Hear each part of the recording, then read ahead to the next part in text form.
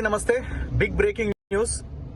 తీన్మార్ మల్లన్నని పోలీసుల లేకపోతే బీఆర్ఎస్ పార్టీ గూండాల ఎవరో కొందరు కిడ్నాప్ చేసినట్టుగా వార్తలు వస్తున్నాయి.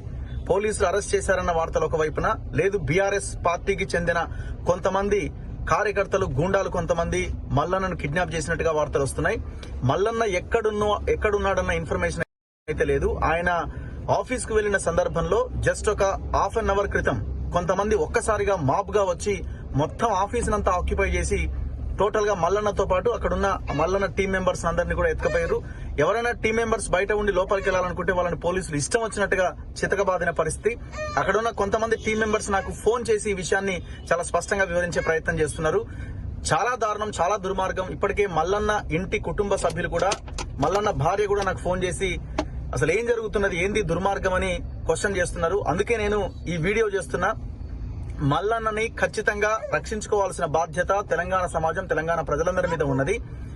ఇలాంటి ప్రశ్నించే గొంతుకలని కేసీఆర్ అణచివేస్తున్న దుర్మార్గాన్ని మనం ఖండించాల్సిన అవసరం కనిపిస్తున్నది. మల్లన్న ఎక్కడున్నాడని పోలీసులు ఇన్ఫర్మేషన్ ఇవ్వాలి. ఇప్పుడు అరెస్ట్ చేయాలంటే నోటీస్ ఇచ్చి అరెస్ట్ చేయొచ్చు కదా. కవిత అరెస్టుకు సంబంధించిన విషయంలో